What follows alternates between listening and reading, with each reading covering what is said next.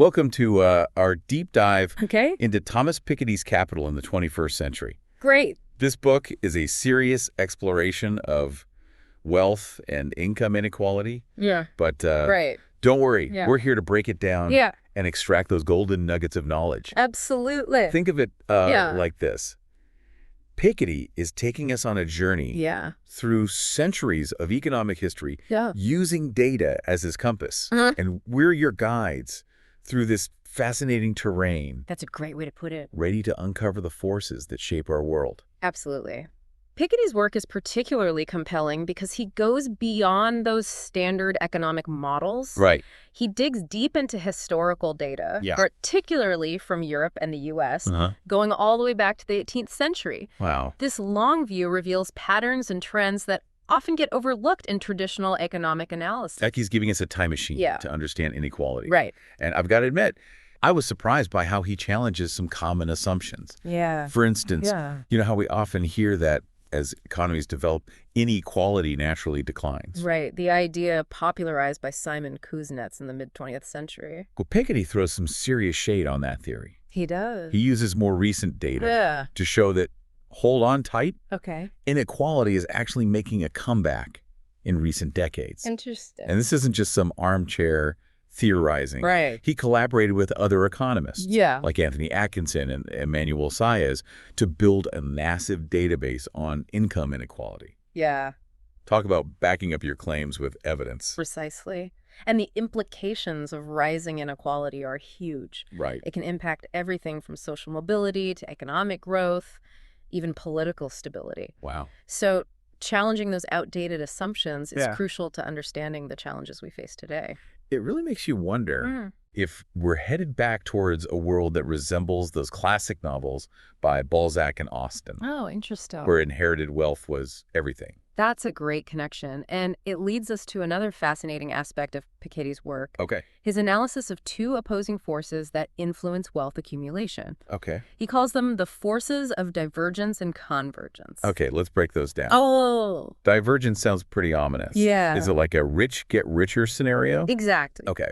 Imagine a world where the valuable stuff, the Mhm. capital, Right. is mostly owned by a small group. Okay. And that capital keeps growing faster than the economy as a whole. Got it. That's divergence in action. Okay. Piketty points out that the rate of return on capital often outpaces overall economic growth. Right. So those who already have wealth see their fortunes grow faster than everyone else's, Uh-huh. widening the gap. It's like that snowball effect Yeah. we see in so many areas of life. Right. Think about how hard it is to catch up once you fall behind financially. That's a great analogy. And this divergence was especially strong before the 19th century. Really? Remember those novels we talked about where land ownership was everything? Yeah, yeah. Limited land, steady returns on that land. Right. And voila, you've got a very static inheritance-based system Uh-huh. where wealth stays concentrated at the top. Okay, so that's divergence. Right. But what about convergence? Yeah. It sounds like a counterforce. It is. Think of convergence as the forces that help to level the playing field to distribute wealth more evenly. Okay. Things like widespread access to education, Right. progressive taxation, where the wealthy pay a larger share of their income, Mm-hmm. even major disruptions like wars, Oh, right. which can shake up established wealth structures. So those are the forces that can prevent societies from becoming too top-heavy with wealth. Exactly. Oh. And they played a significant role in shaping the 20th century. Okay. But Piketty's work suggests that these forces of convergence have been weakening in recent decades. Which makes me think about something you mentioned earlier. Yeah. Those rising levels of inequality. Right. Now, to really understand the dynamics at play, Yeah. we need to grapple with one of Piketty's core concepts, Okay. the capital-income ratio. Right. Now, it sounds a bit technical, Yeah.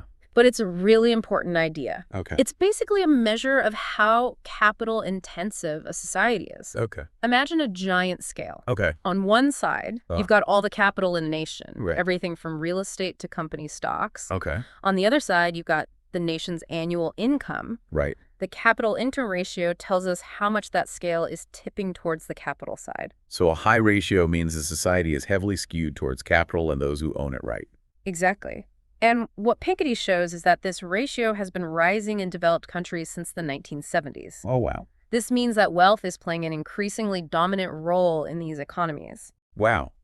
So does that mean we're heading towards a future that looks a lot like those Balzac novels?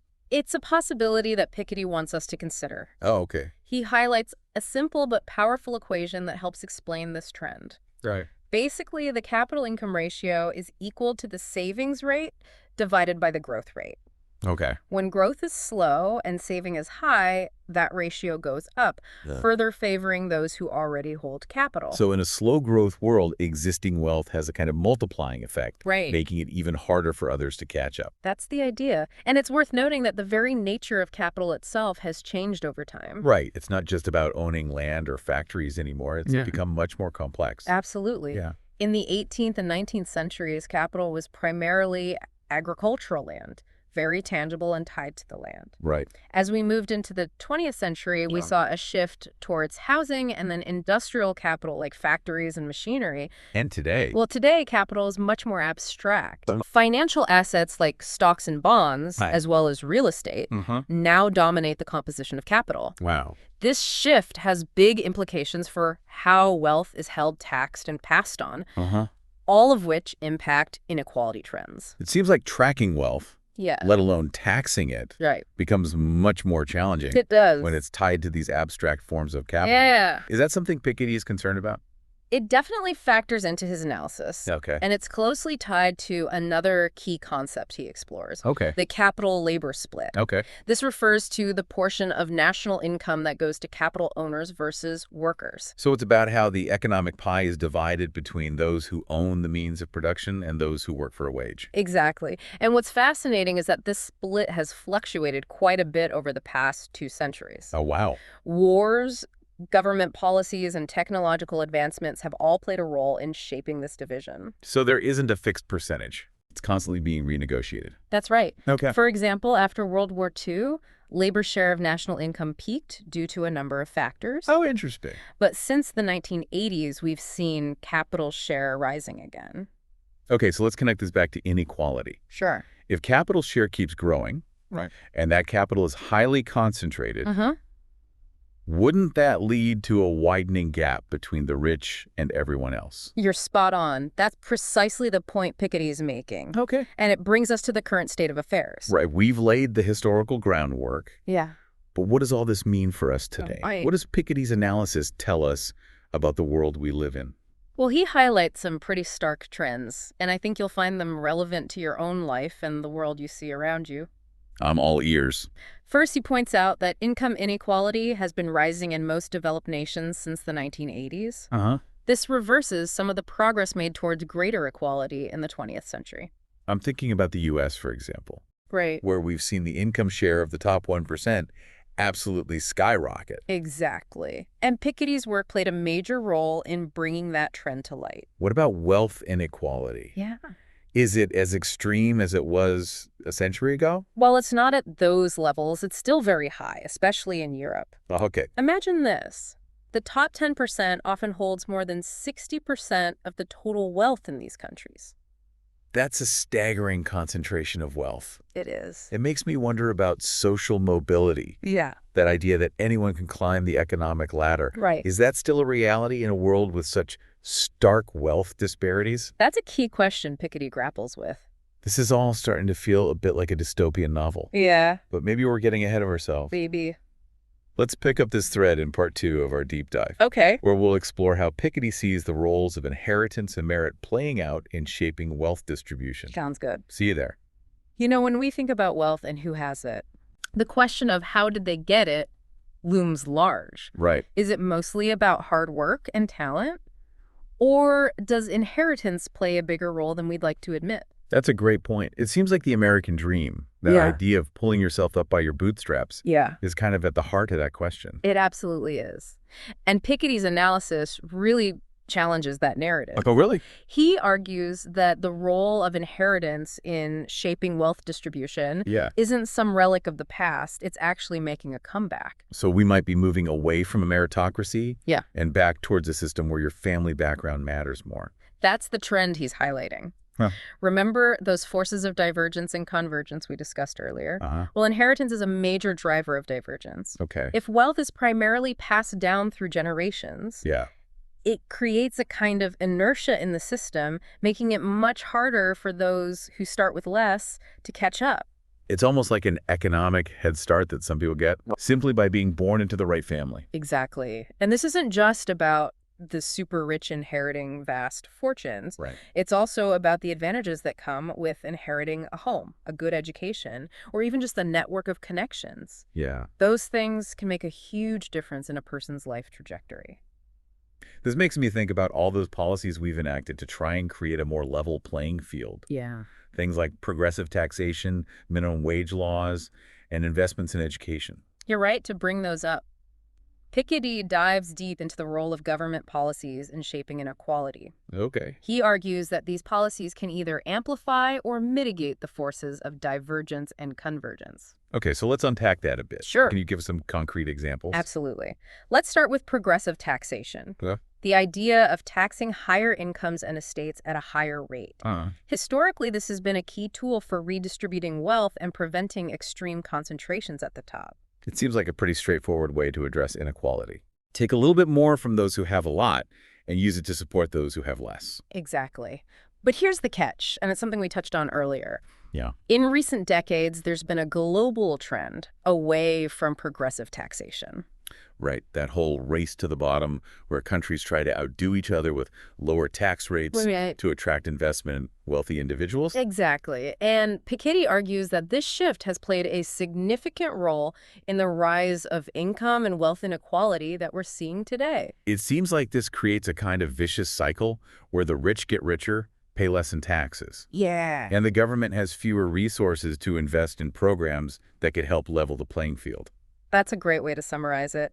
Now, another key policy area is the minimum wage. Right. A robust minimum wage can help ensure that even those at the bottom of the income ladder earn a living wage. It seems like a no-brainer. Yeah. Everyone deserves to earn enough to cover their basic needs. In theory, yes. But in practice, the real value of the minimum wage has been eroded in many countries. Really? It hasn't kept pace with inflation, so its purchasing power has declined significantly over time. So even if you're working full-time at a minimum wage job, you might still struggle to make ends meet. That's the reality for many people. And it's a major contributor to the widening gap between low-wage earners and the rest of the workforce. So we've got progressive taxation losing ground Right. and a minimum wage that's not keeping up with the cost of living. Yeah. What about education? Yeah. I've always thought of education as a great equalizer. Piketty agrees that education is crucial for creating a more level playing field. Widespread access to quality education can help people develop the skills they need to compete in a global economy. And potentially move up the economic ladder, right? Exactly.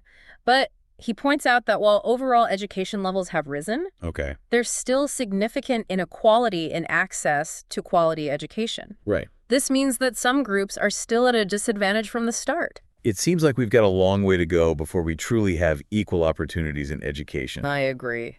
So we've talked about taxes, wages, and education. Yeah. Are there any other policy areas Piketty highlights? One of the things he really emphasizes is the need for greater financial transparency.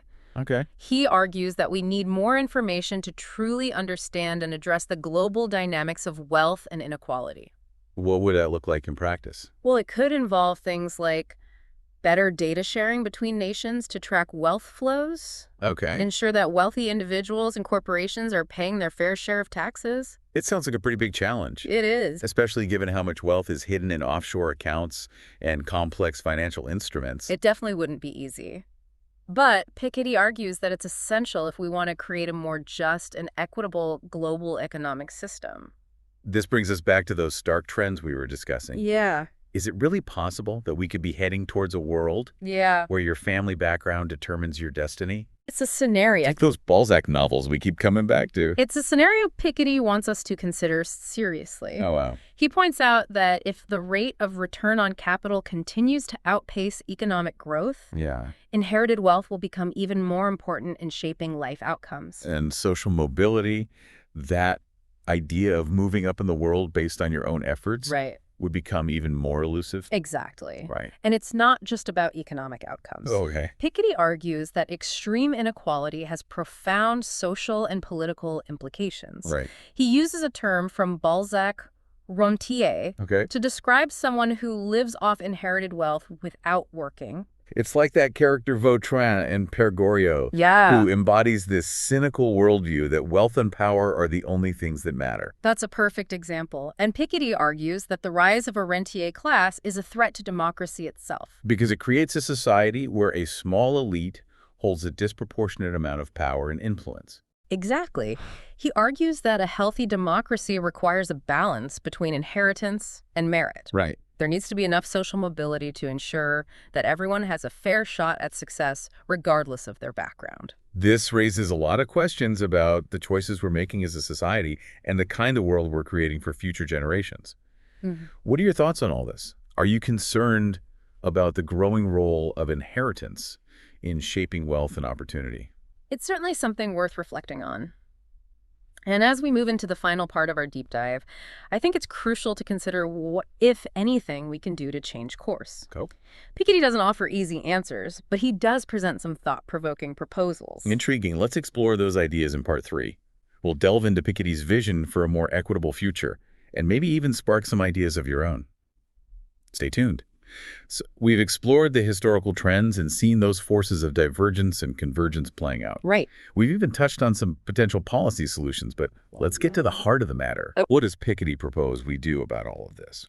Well, he acknowledges that there are no easy fixes. Right. Inequality is a complex problem with deep roots in history, economics, and even social norms. But he does offer some bold ideas that challenge conventional thinking. Like that global wealth tax we mentioned earlier. Yeah. I have to admit, it sounds pretty radical.